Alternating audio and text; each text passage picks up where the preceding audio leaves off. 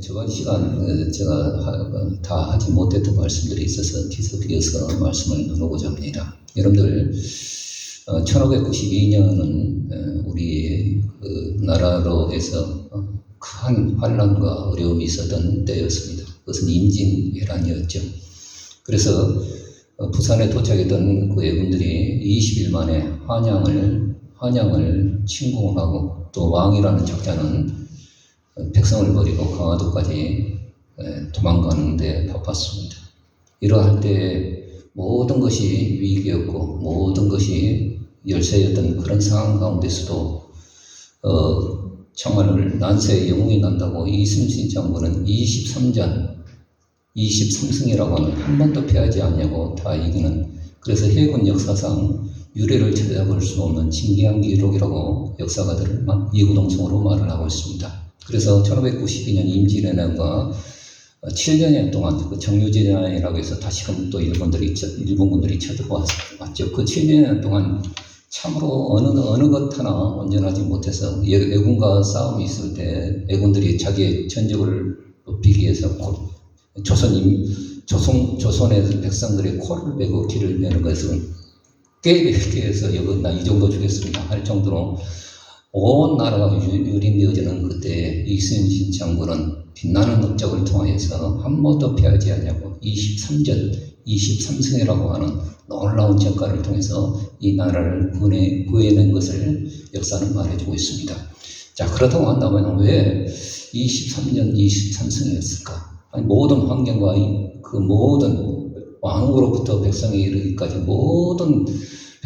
모든 조선의 사람들이 다 패전의 의식 가운데 있음에도 불구하고 이순신 장군과 이 수군들은 23년 23승이라고 하는 그 놀라운 성과를 이루어냈는가? 많은 학자들이 그거에 대해서 골몰하며 연구를 하기 시작했습니다. 근데 한 가지 딱 내린 결과가 뭐냐면은 이순신 장군은 꼭 이기는 싸움만 했다는 거예요. 다시 말해서 선승구전이라고 해서 먼저 손자병법을 보자면 이기는 조건과 형세와 시간과 그 타임과 그 모든 전법을 이기는 조건을 딱 맞았을 때에 이순신 장군은 애군과 싸워서 이겼다라는 것을 발견하게 되었습니다. 이런 부분은 우리 역시도 어떻습니까? 우리의 영적인 싸움은 에베소서 6장의 말씀처럼 천사와 권세와 이 어둠의 세상 주관자들과 하늘에 있는 악한 영들과의 싸움이 우리의 영적인 싸움입니다. 그러므로 우리의 영적인 싸움 가운데 어떻게 이길 것인가? 그것보다도 더 중요한 것은 이기는 조건들을 우리의 삶의 환경 가운데서 만들어 놓고 그 영적인 싸움을 싸워야 한다는 사실을 우리는 잊지 마시길 주의 이름으로 축원드립니다. 이런들 패전병들은 어떻습니까? 그냥 싸워보고 그냥 승리를 구하는 거예요. 그러나 우리는 이기는 조건과 형세와 그 모든 것들을 딱 잡아놓고 이제 영적인 싸움을 해야 된다는 것이죠. 그러므로 오늘 우리는 한시도 어떻습니까? 한시도 오늘 우리는 후퇴하거나 나약하지 말고 모든 환경 가운데 기도하며 하나님께서 원하시는 그 방법대로 또 하나님 요구하시는 그 말씀대로 우리가 그 조건들을 맞춰갔을 때 마귀는 우리를 손목대고 오늘 우리는 넉넉히 주 예수 그리스도의 이름으로 승리할 줄 믿습니다.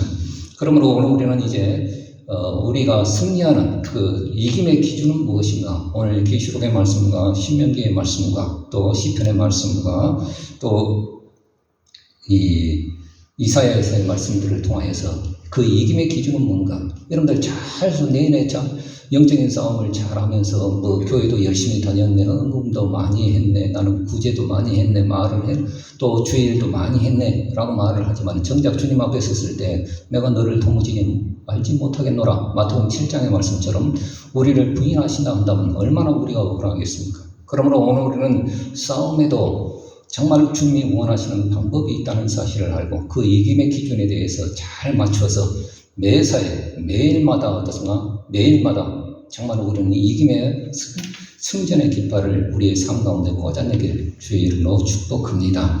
자, 계시록 12장의 말씀에 보자면 이제 여기에 보자면 참 이상한 이 말씀은 참 제가 계시록을 보면서도 가장 어려웠던 말씀인데 쉬운 말씀이, 다시 말해서 역사 이래로 예수 그리스도께서 이 땅에 오시고 또 하나님께서 아담과 하와를 통해서 주셨던 창세기 3장 15절의 말씀이 어떻게 이루어졌는가를 오늘 우리에게 딱 12장에 13장 14장의 내용을 통해서 압축해서 요약하시는 말씀이기 때문에 어렵고 또 이것을 요한은 그림으로 받았는데 영상으로 받았는데 오늘 우리는 그림 한 장 없고 어떻습니까? 글로 받으니까 굉장히 어렵게만 느껴지는 겁니다. 자, 그래서 여기 보면 해와 달과 12별의 면류관을 쓴 한 여인이 있는데 그것은 창세기 37장에 보자면 요셉이 꿈꿨던 꿈대로 어떻습니까? 여기는 구약의 이스라엘을 말을 하고 있어요. 그래서 하나님께서 구약의 이스라엘을 통해서 가장 천대받고 아람 족속에 유리방황하던 아르박사 족속 가운데 어떤 아브라함이라는 한 사람 그것도 하나님은 제대로 믿는 사람이 아니라 갈대아 우르에서 어딘가 달신을 섬겼던 우상 수공업자의 아들이었어요. 근데 그 아브라함을 불러내셔서 하나님께서 너는 본토 친척 아비의 집을 떠나서 내가 지시할 땅으로 가라라고 했을 때 하나님께서 그 마음의 믿음을 통해서 그를 의롭다 하시고 그를 통해서 약속을 주신 내용을 보게 되어집니다. 그래서 창세기 3장 15절의 말씀이 어떤 말씀입니까? 아담과 하와가 범죄할 때 여자의 후손이 뱀의 머리를 상하게 할 것이라는 이 말씀. 뱀의 후손은 어떤가 여자의 후손의 뒤 발꿈치를 상하게 할 것이지만은 여자의 후손이 오면은 어떻습니까? 뱀의 머리를 상하게 할 것. 결정차를 날리는 그 놀라운 구원의 역사가 아담에게 주어졌던 최초의 복음이었습니다. 그래서 이 사실을 난 아담과 마귀는 여자의 후손이 오는 것을 좋아하겠습니까? 싫어하겠습니까? 절대 싫어하죠. 자기 머리를 깨부수는 그 여자의 후손이 오는데 이걸 애초부터 막으려고 몸부림치는 거예요. 그래서 천사의 이사야서 14장과 에스겔서 28장에 보자면 너 하늘의 기명성이여라고 하면서 이미 창조 전에 어떻습니까? 타락한 존재가 마귀예요. 그래서 천사 3분의 1을 끌어다가 어떤가 여자의 후손이 나기만 하면 삼키려고 하는 그 역사의 과정들이 구약에 그대로 숨겨져 있습니다. 그래서 아담과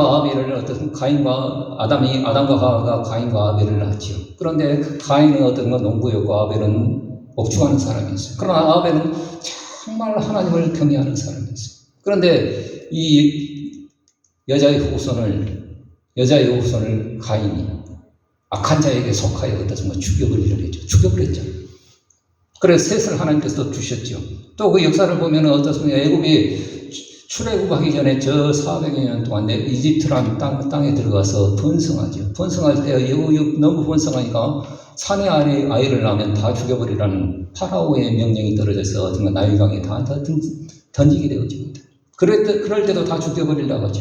그리고 또 구약에 보자면 아합의 딸이 어떻습니까? 저 남쪽의 유다의 며느리가 되어집니다. 그 이세벨의 딸이었는데 그 아달랴라는 그 여자인데 이 여자가 자기 보니까 이 유다의 지파에 왕손이 생기면 안 되거든요. 그래서 다 죽여버리려고 했어요. 70명이라는 왕자들을 다 죽였어요. 그런데 한 명 딱 살아나서 어떻습니까? 살아나서 대제사장에게 숨김을 받고 다시 보면 8살 때 왕위를 잇게 만드는 그 놀라운 역사를 보게 되거든요. 그때도 어떤가 싹 다 죽여버리려고 했어요, 마귀는. 그리고 하만이라는 사람은 어떤가 저기 바벨론의 포로로 잡혀가 있던 또 페르시아의 정권이 넘어가서 어떻습니까? 그 유대인 족속들, 나라 잃고 어떤 민족을 잃어버렸던 유대의 족속들을 다 한꺼번에 죽이려고 제비를 뽑아서 다 죽이려고 했던 사람이 하만이었습니다. 그 뒤에 누가 역사했겠습니까? 마귀가 역사했겠죠. 그리고 헤롯이 어떻습니까? 예수 그리스도의 동방박사의 말을 따라서 어떻습니까? 베들레헴에 유대의 왕으로 오시는 이가 태어날 것을 이미 알고 어떻습니까? 2살 아래 그 중에서 2살 아래에 모든 산의 아이를 다 죽여버렸습니다. 그러나 예수 그리스도께서는 이와 상관하지 아니하시고 예수께서는 말씀이 육신이 되어 성경대로 이 땅에 태어나셨고 또 어떻습니까? 베들레헴에 태어나셨고 또 애굽에 피신하셨다가 나사렛 동네에 사셨다가 제30세에 어떻습니까? 하나님의 기름 부음을 받아서 하나님 앞에 공생애를 시작하시고 성경대로 십자가에 죽으시고 성경대로 제3일 만에 살아나셔서 제자들이 보는 500여 형제들이 보는 앞에서 갈람산에서 하늘로 승천하셨습니다. 이때 어떻습니까? 마귀는 일패를 당한 것이죠. 너희가 세상에서는 환난을 당하라. 담대하라. 내가 세상을 이기었노라. 주님이 승리하실 것이죠. 그래서 남겨진 그 교회는 어떤가? 주님의 교회, 예루살렘 교회는 어떻습니까? 교회는 주님께서 마태복음 24장에 보자면 너희가 환난을 당할 때 저 바벨론 저 다니엘이 말한 바 그 가진 것이 그 거룩한 곳에 선 것을 보거든 있는 사람들은 깨달을진저 모두 다 산으로 도망하라. 그래서 그 당시 로마 군인들이 들어올 때 민족 정신이 투철했던 유대인 사람들은 어떤가? 다 우리가 하나님의 백성이니까 이 성을 지키자. 그러고 막 하는 거예요. 나중에는 산이 해파될 때도 어떻습니까?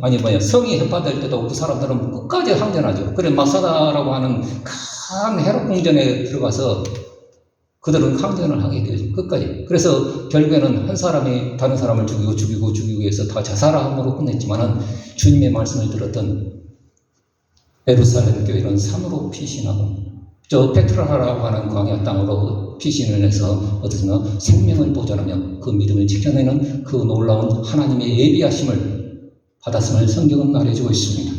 자, 그래서 이걸 보면 어떤가? 초대교회 성도들은 이미 이 사실을 알고 있네요. 이 그림의 그 영상을 볼 때, 우리가 지금 이 사람들은 그 중에 한 사람들이 있었을 것입니다. 그래서 이 그림을 볼 때야, 하나님께서 이 어려움과 환난과 핍박 가운데서도 우리의 생명을 구원하시는 그 예비하신 곳에 우리를 두시고 우리의 생명을 보호하시고 양육하신다는 이 사실을 그들은 깨닫게 되어집니다. 그리고 이제 그때 어떻습니까? 오늘 말씀해 보자면 그때 어떤 일이냐, 또 다른 이적을 볼 때 보자면 하늘에 저 큰 전쟁이 있다라고 말을 해주고 있습니다. 그래서 이 말씀이 굉장히 어려웠어요. 저는 창세전에 이루어졌던 그 하늘의 전쟁이었는가 아니면 다른 전쟁이었는가 가만히 말씀을 보면 어떻습니까? 이건 창세전에 이루어진 전쟁이 아니에요. 시간상으로 보자면 다시 말해서 다니엘서의 말씀에 보자면 마지막 한 이래가 남았는데 그 한 이래 동안에 이루어질 하늘의 전쟁을 말을 해주고 있습니다. 우리가 육신적으로 보여지는 환경적으로 보여지는 우리의 어떤 전쟁이 일어나고 그 모든 환경과 여건들의 모습들을 볼 때 이것은 우리 인간들의 싸움이다라고 생각할지 모르지만 그 이면에는 하늘의 전쟁이 있음을 성경은 말해주고 있습니다. 그래서 미카엘이라는 천사는 오늘 우리가 좀 듣지 못했던 천사였죠. 근데 이 미카엘이라는 천사는 다니엘서에 보자면 그대로 나오고 있습니다. 미카엘이라는 이 천사는 어떻습니까? 여기에 보자면 요한계시록 12장에 보자면 공중에서 옅뱀, 마귀, 붉은 용, 참수하는 자, 형제를 이간하는 자, 이 마귀하고 싸움이 딱 있는 거예요. 이것은 7년 대환란 때에 이루어지는 영적인 전쟁인 것을 말을 해주고 있습니다. 그래서 미가엘이라는 천사는, 자, 여러분들 잘 들으셔야 돼요. 오늘 우리가 신앙생활을 오늘 우리가 보면은 왜 이 땅에 환란이 있고 왜 이 땅에 어려움이 있고 적그리스도가 나오고 거짓 선지자가 나오고 이 땅이 결국엔 하나님의 심판을 받을 수밖에 없느냐, 그 이면에는 누가 역사하고 있느냐, 그건 마귀라는 거예요. 정확히 말하자면 옅뱀, 에덴 동산에서 아담과 하와를 꼬여서 결국에 에덴 동산에서 쫓겨나게 한 자가 옅뱀, 마귀, 사탄, 온천을 깨는 자, 밤낮없이 형제들을 참수하는 자. 그래서 전쟁이 일어나는데 게임 값이 안 되는 겁니다. 결국 그 공중에서 쫓겨 내려옵니다. 그런데 왜 공중에서 쫓겨 내려왔을까? 가만히 생각을 해보면 이 공중이라고 하는 것은 데살로니가서 4장과 5장의 말씀에 보자면 이 공중이라고 하는 것은 이스라엘 사람들이 유대인들이 볼 때 하늘을 볼 때 어떻습니까? 1층 천이 있고 2층 천이 있고 1층 천이라는 것은 그 우리가 보이는 스카이, 해와 달과 별들이 있는 스카이고, 그 다음에 2층 천이 있어요. 우리 눈에 보여지지는 않지만 2층 천이 있고, 그 다음에 사도 바울이 그 박해를 받다가 죽어버렸어요. 그런데 자기가 꿈인지 생신인지는 모르지만 자기 몸 밖에 있었는지 몸 안에 있었는지 모르지만 자기가 3층 전에 왔다 간 그 경험을 말하다가 잠깐 말해요. 그게 어떻습니까? 하나님 계신 천국이죠. 그런데 2층 천이 여기 보자면 여기 공중입니다. 이 공중에서 어떻습니까? 데살로니가서 4장과 5장의 말씀을 보면 어떤 이때 우리는 휴거되어져 믿는 사람들은 마지막 판에 제7째 나팔 불때에 우리의 몸이 갑자기 변해서 먼저 죽은 자들이 일어나서 어떤가 부활의 영광스러움 입고 주님 앞에 휴거되어지고 우리 믿는 자는 살아서 어떤가 주님의 신부로서 어떤가 공중에서 주를 영접하는 그 놀라운 영광이 있다라고 말을 해주고 있습니다. 그러면 혼인잔치가 이루어질 이 공중이 어떻습니까? 마귀로 어떻습니까? 지저분해지면 안 되지 않습니까? 그래서 여기를 어떤가 혼인잔치 예식이 거행되어지는 이 공중을 미카엘 천사가 주님의 명령으로 청소하는 거예요. 할렐루야. 마지막 때. 그럼 땅으로 쫓겨진 그 마귀가 어떤가 자기 얼마 남지 않은 것을 알고 어떻습니까? 자기가 땅에 쫓겨진 것을 알고 심히 분해요. 이제 어떻습니까? 여자의 남은 자손과 싸운다는 것이 싸운다는 거예요. 마지막 때. 이 그림이 이해가 되어야 합니다. 그래야 성경이 다 보여요. 마지막 때.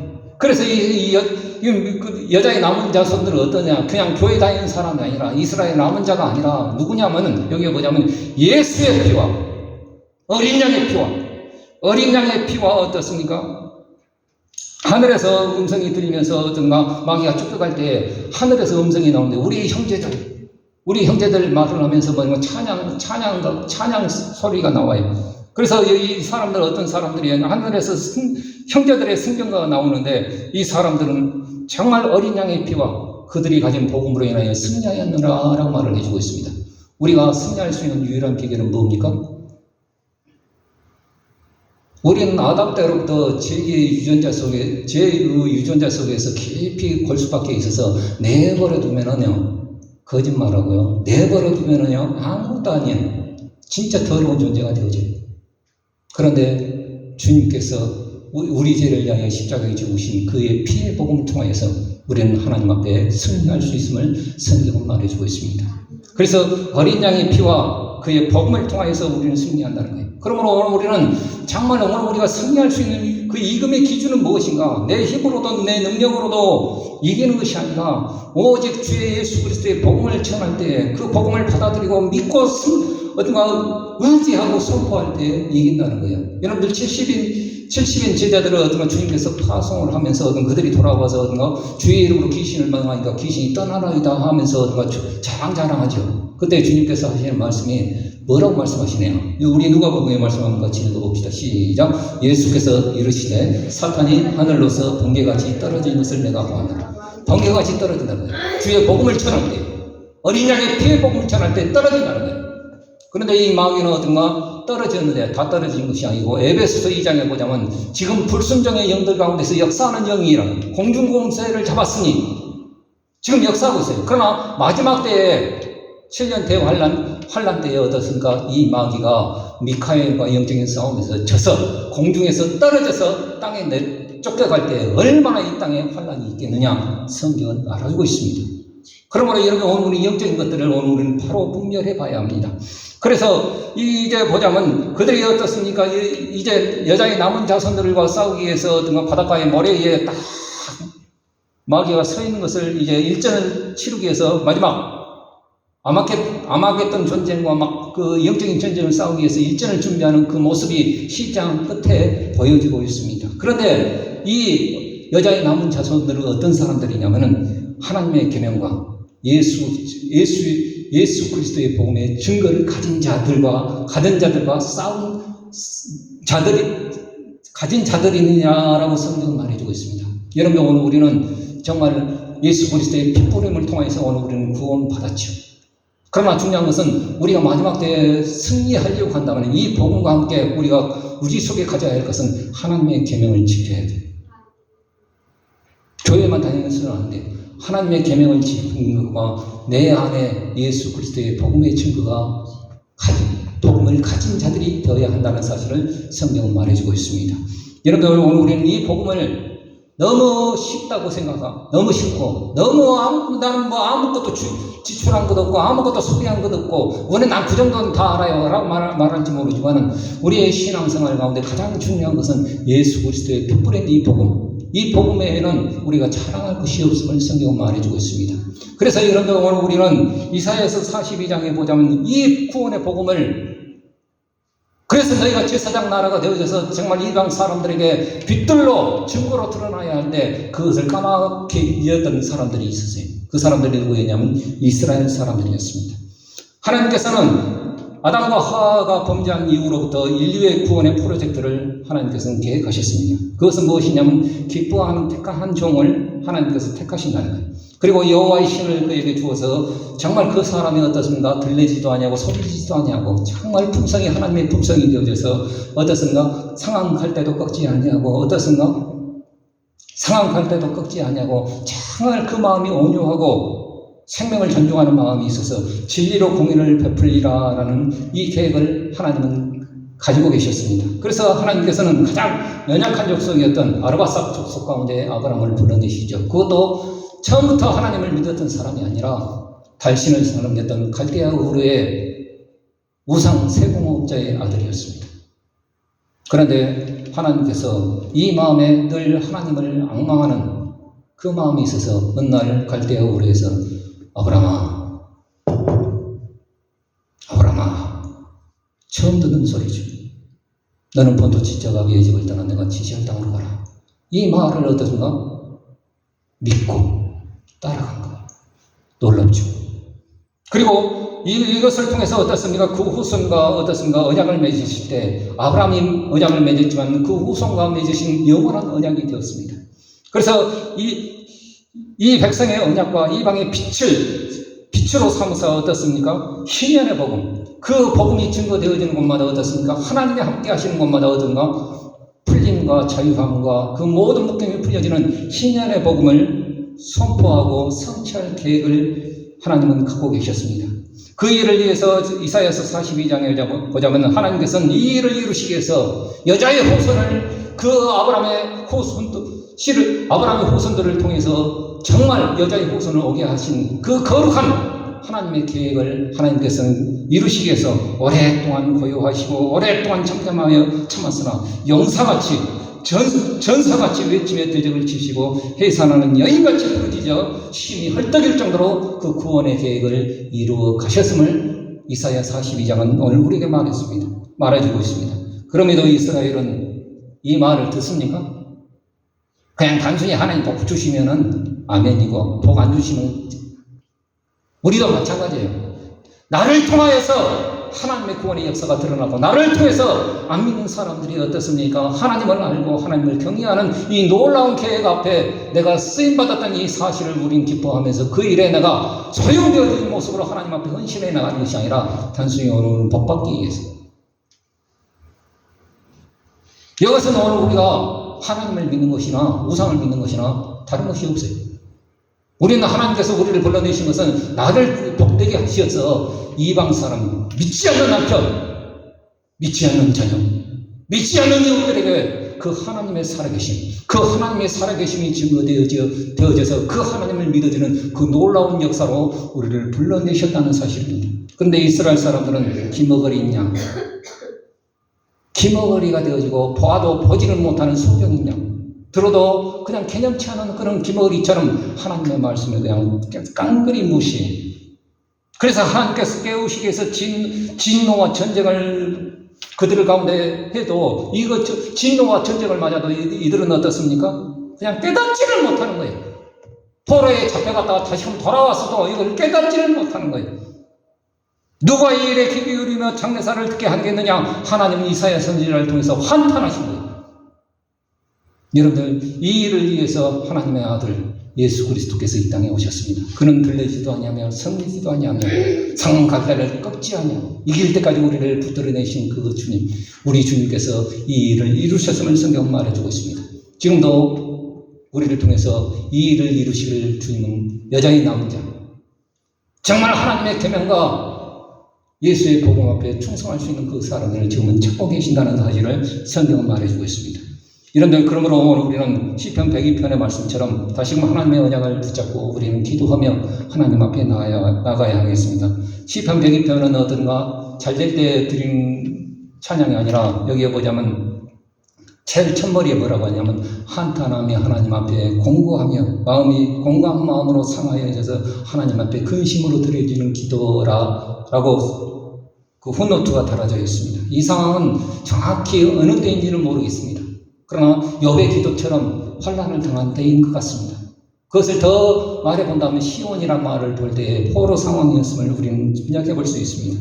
미친 듯이 날뛰는 대적의 해방이 있어 해방으로 인해서 불 꺼져 연기나는 부지깽이 같이 어떤가 싹 타버리고 냉감한 오락나는 어떤가 그런 형상의 모습.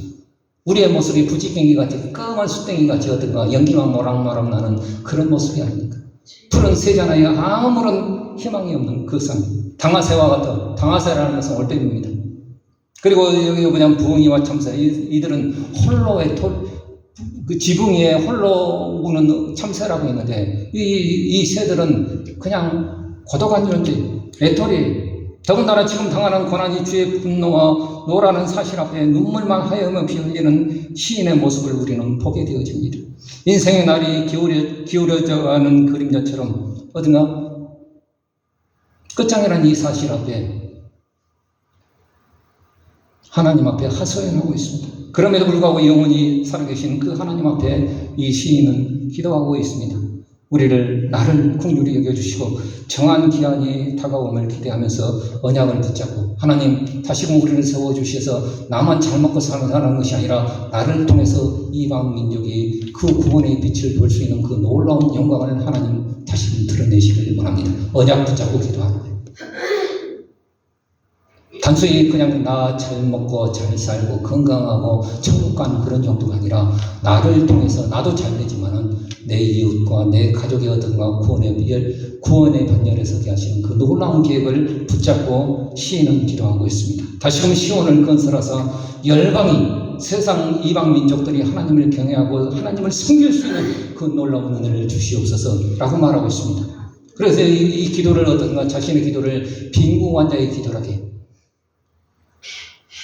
아무것도 없는 것을 빈궁한 것이라 말할 수 있겠지만은 심령이 가난한 그 마음의 기도를 하나님 앞에 간절히 기도하고 있습니다. 그리고 그 기도가 어떻습니까? 또 이어져서 자신은 어떤가 인생이 70여 강건한 80여는 초록 같은 인생 살지만은 그러나 나로 끝나지 말게 하시고 무궁한 영원한 대를 이어가시는 그 하나님 장래에도 내 자녀들에게도 장래 세대에 그것이 기록되어 이어지길 소망하며 102편을 기도하고 있음을 보게 되어집니다. 여기에 보자면 시편 102편에 보자면 인생의 중년이라는 것. 여러분들 오늘 우리는 우리 인생이라고 하는 것은 가만히 우리 인생을 생각해 보세요. 죽음이라는 것은 그렇게 멀지 않습니다. 가까이 있어요.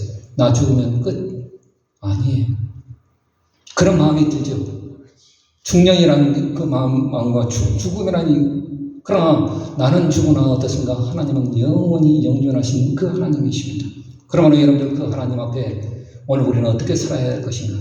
오늘 우리는 신명기의 말씀을 통해서 오늘 우리는 하나님의 선포로 살아내야 함을 성경 말해주고 있습니다. 여기 면전이라는 그 얘기가 나오는데 여기 보면 7년이 되어지면 종들을 풀어주고 그렇게 하라는 내용이죠. 이 말씀은. 그러나 이 말씀을 볼 때 지금 이 시대의 그 말씀을 그대로 적용하기는 어렵습니다. 1000년마다 어딘가 빚진 자를 다 탕감해줘 버리면 나는 못 먹고 살아. 그러나 이 말씀의 원리는 뭡니까? 그렇게 할 때 주의 자비하심과 같이 너희를 복되게 하고 범사에 하나님께서 복되게 하신다는 그 놀라운 하나님의 복입니다. 그러므로 여러분 오늘 우리는 우리 인생 가운데 어떻습니까? 이 면전의 그 원리는 무엇입니까? 하나님의 자비하심과 그 하나님의 사랑하심과 같이 너희도 그런 원리로 살아내라는 것이죠. 여러분 오늘 우리는 신앙생활할 때 자 보세요. 제가 저번 주에 설교를 하면서 제 마음에 너무 숫자가 없어서 낙심이 되어지고 말씀을 너무 준비했는데 안 오고 그러니까 낙심이 돼요. 그러나 오늘 제가 이 말씀을 다시금 하는 것이 뭐냐면 여러분 보고 안 하려고 하나님의 말씀은 하나님의 말씀이 선포되어야 함을 저는 믿습니다. 그래서 여기 보자면 그래서 어떻습니까? 늘 어떻습니까? 면제년과 희년과 3년마다 돌아오는 12조를 통해서 어떤가 그 불쌍한 자들 땅에는 가난한 자가 그치지 아니할 것을 우리 하나님은 이미 알고 계셔요. 또 실제 역사적으로 우리 가난한 자는 항상 있어 왔어요. 그러나 하나님의 법은 뭐냐? 그 가난한 자를 내버려 두지 말고 그들을 긍휼히 여기며 그들을 구할 구체적인 방법, 채무를 너희의 물질을 투자해서 그들을 건져내라고 하나님이 명령하십니다. 그러할 때 너에게 만사의 복이 되게 하시겠다라고 말씀하셨어요. 여러분, 오늘 우리는 이 말씀의 법을 우리는 잘 알으셔야 됩니다. 오늘 우리는 교회로서 존재하려고 하면 하나님의 마음을 가져야 돼요. 베드로후서의 말씀처럼 어떤가, 오늘 우리는 신의 성품, 하나님의 성품에 참여한 자가 되어야 돼요. 믿음이 있노라 하면서 덕 없는 사람들이 있어요. 자기는 믿음 쫙쫙하면서도 덕을 지키지 못하는 사람들이 있어요. 또 세상 성경적인 지식은 가지고 있으면서도 어떻습니까? 절제하지 못한 사람이 있어요. 성경적인 지식은 너무 월등해요. 그런 모든 범사에 보면 어떤가 절제하지를 못해요. 막. 또 어떤 사람은 이를 악물고 인내한다고 하면서도 어떻습니까? 경건하지 못한 사람들이 있어요. 또 형제를 사랑한다고 말을 하면서도 그리스도께서 우리를 사랑하신 그 사랑으로 사랑하지 못하는 사람이 있어요. 너 기브에 테이크니까 너 준 만큼 나 준다, 이런 마음으로 사랑하는 사람이 있어요. 그건 사랑이 아닙니다. 주님이 언제 오늘 우리 기브에 테이크 하면서 준 만큼 사랑하셨습니까? 아니에요. 우리가 원수 되었을 때, 죄인 되었을 때, 연약할 때에 우리를 사랑하셨음을 성경은 말해주고 있습니다. 그러므로 여러분, 우리는 여러분들 베드로후서 1장의 말씀처럼 신의 성품, 하나님의 성품으로 살아낸 것, 그 하나님의 성품으로 살아낸 것이 무엇이겠습니까? 그것은 자비하심과 인자하심과 사랑하심으로 살아낸 것. 여러분들 이 사실을 알고 그 사실로 우리의 삶을 살아낼 때 그것이 승리의 기준이요 이김의 기준이라는 거예요. 이해가 되셨습니까? 교회에 그냥 다니고 그냥 단순히 어떻습니까 이렇게 하는 거야. 말씀대로 해야죠. 말씀대로. 그래야 그것이 이김이. 그래서 어떤가, 너는 진짜 나 닮았다. 주님 모실 때 딱 보니까 마태복음 7장에 보니까 주의 이름으로 선지자 노릇도 있고 주의 이름으로 귀신도 쫓아내고 주의 이름으로 능력을 행하는 사람이었습니다. 이구동성으로 잡다가 공인하는 모든 사람이 볼 때 이 사람은 천국에 티켓팅 할 때 제 1순위였어요. 근데 주님 볼 때 딱 보니까 너 나 닮았네. 이 불법을 행한 자야.